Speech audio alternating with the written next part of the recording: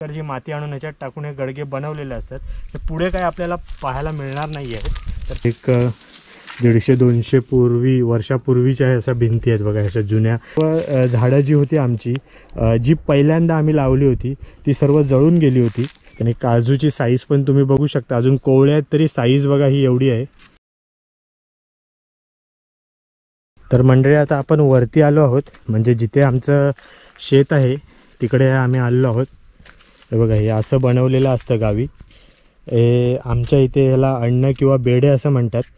तुमच्या इथे काय म्हणत असेल मला कमेंटमध्ये नक्की कळवा. हे बघा, हे असं साईडला केलं इथून. हे बांधण्याचं कारण हे असतं की इथून खुल्लं असतं, त्याच्यामुळे कसं बैल वगैरे जर असतात ते आतमध्ये जातील आणि जर शेती वगैरे असतील तेव्हा ते शेतातील नुकसान करतील, त्यासाठी हे बांधण्याचं कारण असतं. हे बघा, हे असं टेक्निकनी बनवलेलं आहे बघा. आणि हे आतमध्ये गेल्याच्या नंतर आपण ह्याचं परत लावून घेऊ शकतो इकडून. हे असं परत लावून घेता येतं. आणि बघा आता आपण इथे आतमध्ये आलो आहोत. बघा, हे असं पूर्ण गवत झालेलं आहे बघा. असं ही आमची पूर्ण शेती आहे बघा. हा आमचा वाडा आहे बघा. आता सध्या बैल वगैरे गाई वगैरे आमच्याकडे काही नसल्यामुळे हा वाडा आता असा बंद असतो. इथे हा आमचा बैलांचा हा गोठा होता, वाडा होता. इथे सर्व बैल वगैरे इथे सर्व आतमध्ये आम्ही बांधून वगैरे ठेवायचो तिथून. आणि हे बघा, हे जुन्यातल्या भिंती आहेत, म्हणजे एक 150-200 वर्षापूर्वीच्या अशा भिंती आहेत बघा, अशा जुन्या. ह्या मातीच्या अशा भिंती बनवलेल्या आहेत बघा. तिकडून हे कौलारू असं कौलं आहे बघा वरती. आणि तिकडे एक दरवाजा आहे, त्याचप्रमाणे इथेही कसा आहे दरवाजा आहे. इथे पण असं वाड्यासारखंच बनवलं आहे, म्हणजे थोडंसं तुम्हाला मी इथून खिडकीतून दाखवण्याचा प्रयत्न करतो बघा. बघा, आतमध्ये काही दिसत नाही आहे, पण हे असं हे आतमध्ये गोट्यामध्ये बघा, ही अशी जागा आहे अशी की जेणेकरून आहे ना, तुम्ही जर शेतात इथे आला असाल आणि शेतात तुम्ही असं कामबिम करत असणार ना इथे, तर ते भाकरी वगैरे खायला किंवा चहा वगैरे पिण्यासाठी आहे ना, तुम्ही इथे येऊन असं बसू शकता किंवा थोडा वेळ आराम करू शकता. आणि हे जे पूर्ण असे हे दिसतं आहे, हे सर्व आपलंच शेत आहे बघा. हे टोटली आपलं शेत आहे सर्व, तुम्ही बघू शकता. आता हे गवत झालं आहे, हे गवत आता कापायचं आहे. जसं टाईम भेटणार तसं ते कापणार आहेत. बघा, इथे काही गवताचे पेंडे वगैरे ठेवले आहेत बघा. आणि हे कातळ आहे पूर्ण. इथे हे कोंड्याचं बेट आहे, बांबूचं झाड आहे. आमच्या इथे कोंडे बोलतात, तुमच्या इथे काय बोलतात हे आम्हाला कमेंटमध्ये नक्की सांगा. हे बघा, हे जे आहे हे कातळ आहे, म्हणजे तुमच्या जेव्हा आपली शेती करण्याच्या नंतर जो भात तयार होतो, तो भाताची जेव्हा कापणी होते, ती कापणी झाल्याच्या नंतर आहे ना, त्याचे पेंडे बांधले जातात आणि ह्या कातळावर येऊन झोडपले जातात. नंतर त्याचा जो भात उरलेला असतो ते आपण साठवून ठेवतो, पण ते सर्व काम ह्या कातळावरती होतं. त्यासाठी हे कातळ राखून ठेवलेलं आहे बघा. हे पूर्ण हे पूर्वीपासूनच, म्हणजे माझे आजी आजोबा जेव्हापर्यंत होते तेव्हापासूनच ह्या सर्व गोष्टी आहेत. पंजोबापासून, आजी आजोबा पंजोबापासूनच ह्या गोष्टी सर्व आहेत बघा. बघा, हा इथे हा एक आंबा आहे बघा, रायवडी आंबा आहे. हा आंबा खूप टेस्टी आहे. सध्या आता तरी काय याला मोहर वगैरे आलेला नाही आहे, असं दिसत नाही आहे काय, पण एक मे महिन्यापर्यंत येईल असा माझा तरी अंदाज आहे. हा एक शेतातला असा आंबा आहे बघा. खूप टेस्टी असा आंबा आहे हा, खायला खूप आहे. आणि एकदा का तो आंबा धरायला लागला की खूप खूप खूप जास्त धरतो. म्हणजे तुम्ही जर एखादी जरी फांदी हलवलीत तरी असे एक 50-60 आंबे असेच खाली पडतील, एवढा हा धरतो. आणि आता आपण जरा जाणार आहोत तिकडे, जिथे आपली बाग आहे, म्हणजे जिथे आपण काजू वगैरे लावले आहेत तिथे जाणार आहोत. चले बाबू.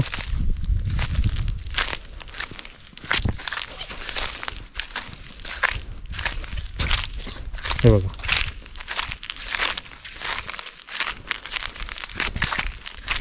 पण आता इकडे आलो आहोत.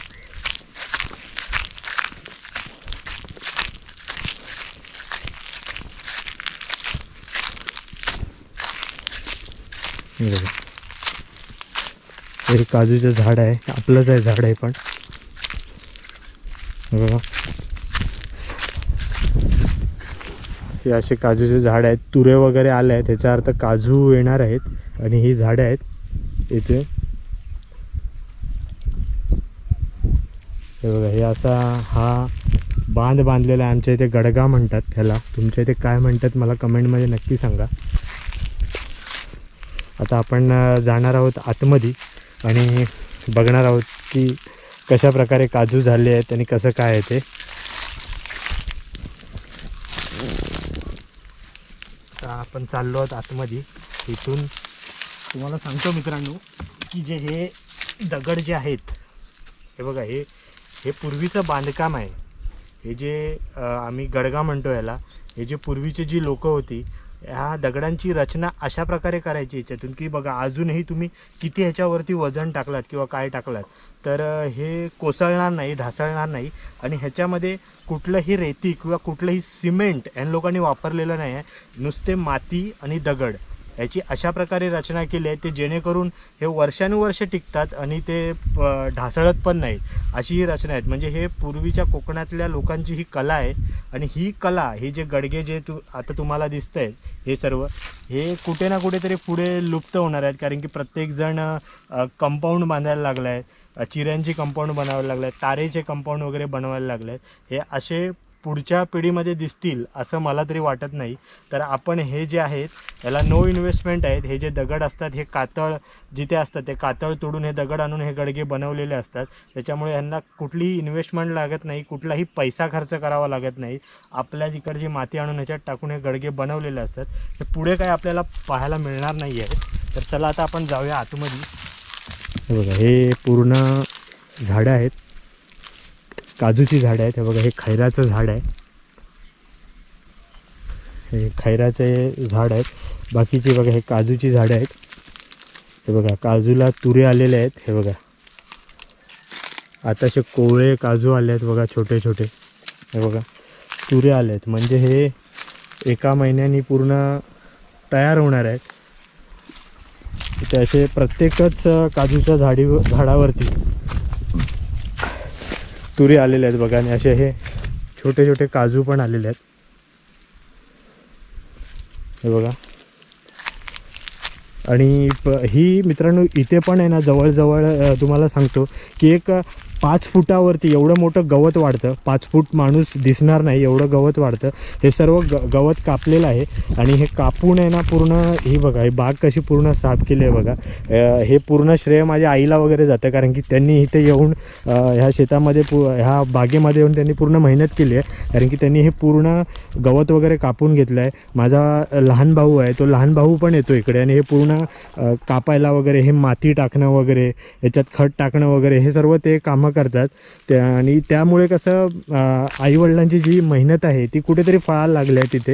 हे बघा, इथे पण हे आहे, काजू आहेत बघा. काजू आत्ताशे तयार होत आहेत, म्हणजे 1 महिन्याने नक्की काजू तयार होतील बघा. हे तुरे आलेले आहेत आणि इथे काही ठिकाणी काजू झालेले आहेत बघा. बघा, इथे पण काजू तयार झालेले आहेत बघा.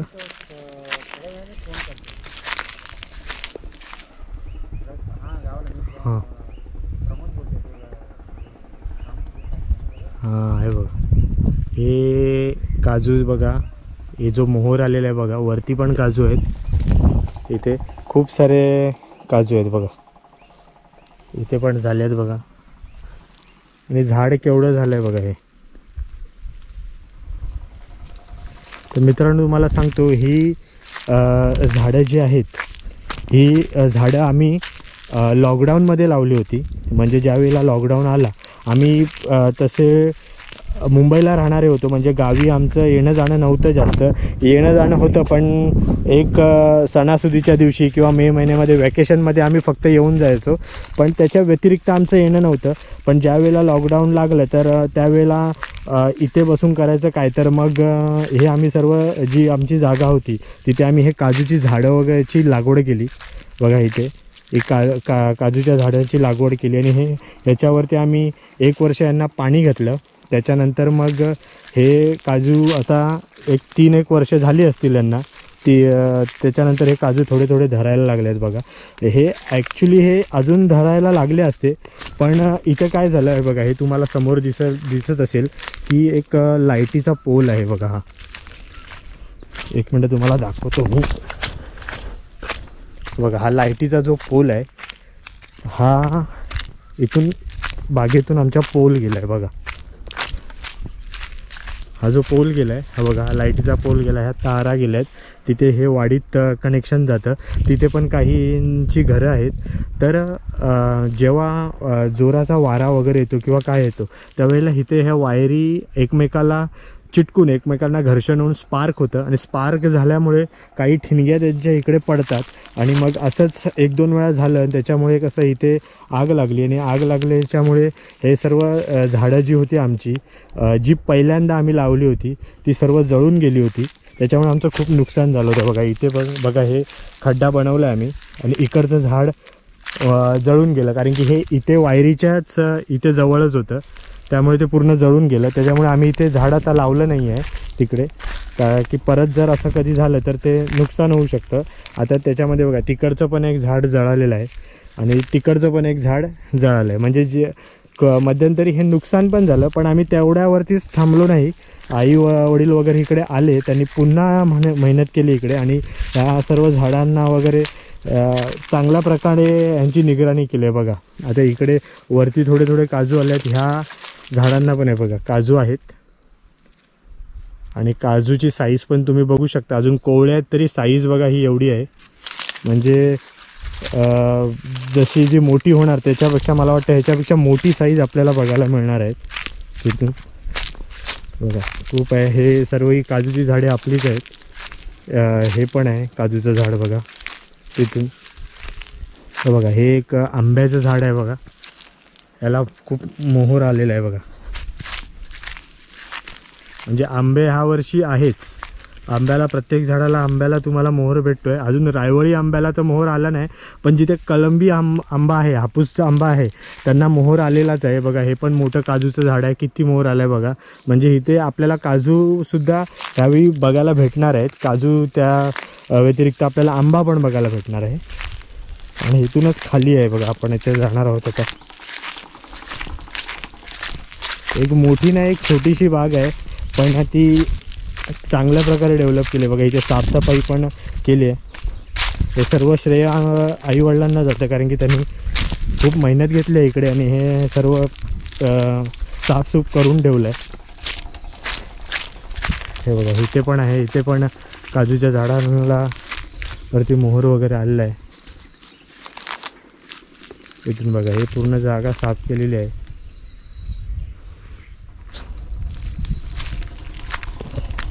खूप त्याची चांगली अशी साफसफाई करून ठेवलेली आहे बघा.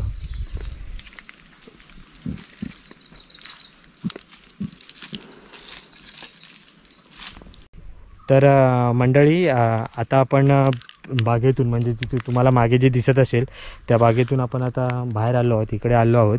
म्हणजे जिथे आपण भात वगैरे झोडणी करायचो तिथे आपण आलो आहोत. तर तुम्हाला एक मंडळी मी आवर्जून सांगेन की जर तुमच्या बागेमधून असे पोल वगैरे जर गेले असतील ना, एक इम्पॉर्टंट गोष्ट म्हणून सांगतो की तुमच्या बागेतून असे जर पोल वगैरे गेले असतील तर कृपा करून त्या पोलच्या खाली झाडं वगैरे लागवड करण्याची, म्हणजे कुठलीही झाडं तुम्ही लावत असेल तर ती लागवड करण्याचा प्रयत्न करू नका. कारण की कसं आहे, जेणेकरून जर समजा इथे हे सर्व ओपन आहेत, इथे मुंबईसारखे जमिनीतून लाईट्स वगैरे गेला नाहीत, हे सर्व खांब्यावरून लाईट्स वगैरे गेले आहेत. त्याच्यामुळे कसं पावसाळ्यामध्ये पूर्ण जागा ओपन असल्यामुळे, खुल्ली असल्यामुळे इथे वादळ वगैरे होतात, आणि ते वादळामुळे जेव्हा त्या तारी वगैरे हलतात, खांब्यावरच्या पोलवरच्या तारी जेव्हा हलतात त्यावेळेला कसं होतं की ते स्पार्क होऊन त्याच्यावरती फ्रॅक्च्युलेट होऊन त्यातून एक ठिणगी वगैरे पडून आहे ना, ते झाडं वगैरे जळू शकतात. कारण की आमचं नुकसान झालं आहे. त्याच्यामुळे तुम्हाला सांगतो, जर तुमचं पण शेतामधून असे पोल वगैरे गेले असेल किंवा बागेतून पोल वगैरे गेले असेल तर तिथे झाडं वगैरे लागवडी करू नका. आणि कसं आहे, जर तिथे केली असेल आणि तिथे जर पोल पडला असेल तर तुम्ही तिथे फांदी वगैरे त्या वायरीला लागणार नाही किंवा काय नाही, याची तुम्ही दक्षता घ्या, जेणेकरून तुमचं भविष्यामध्ये नुकसान होणार नाही. आणि दुसरी गोष्ट म्हणजे सांगण्याचं असं आहे की आतापर्यंत आपले जे कोकणातली जी मुलं आहेत मग ते नोकरी धंद्यासाठी तिकडे मुंबईला गेले आहेत, कारण की शेती वगैरे ते आता बघत नाही आहेत. त्यांच्या जागा वडिलांच्या पंजोबांच्या आजोबांच्या ज्या सर्व जागा आहेत त्या जागा इथे तशाच आहेत, म्हणजे ते काहीच करत नाहीत, पडीक आहेत. पण तिथे काही ना काहीतरी तुम्ही लागवड करा. ॲटलिस्ट तुम्ही 1 महिना येऊन शेती तरी करा. इथे शेती करण्यामध्ये खूप मजा आहे, कारण की आम्ही लॉकडाऊनमध्ये जेव्हा इथे अडकलो होतो त्यावेळेलाच आम्हाला कळालं की इथे की शेती करण्यामध्ये किती मजा आहे तिथून. आणि झाडांची सुद्धा लागवड करा. तुम्ही आंब्यांची झाडं लावा, काजूंची झाडं लावा तिथे, जेणेकरून ते तुम्हाला आज ना उद्या म्हणजे 1-2 वर्षानंतर नाही तर 3 वर्षानंतर तरी थोडं ना थोडं तुम्हाला काजू वगैरे आले की ते तुम्हाला काजू वगैरे देऊन तुम्हाला तिथून एक कुठून ना कुठून तुम्हाला एक इन्कम सोर्स म्हणजे एक उत्पन्न तुम्हाला मिळू शकेल. तर हे तुम्हाला माझं सर्वांना एक आवर्जून सांगणं आहे. तर मित्रांनो, बागेचं तुम्ही तर बघितलाच असेल आणि हा व्हिडिओ तुम्हाला कसा वाटला आहे हे मला कमेंटमध्ये तुम्ही नक्की कळवा. आणि हा व्हिडिओ जर तुम्हाला आवडला असेल तर नक्की लाईक, शेअर आणि सबस्क्राईब करा, जेणेकरून तुम्हाला असे नवीन नवीन व्हिडिओ तुम्हाला पाहायला मिळतील. आणि चला तर मग मंडळी, भेटूया आपण अशाच एका नवीन व्हिडिओमध्ये. जय शिवराय.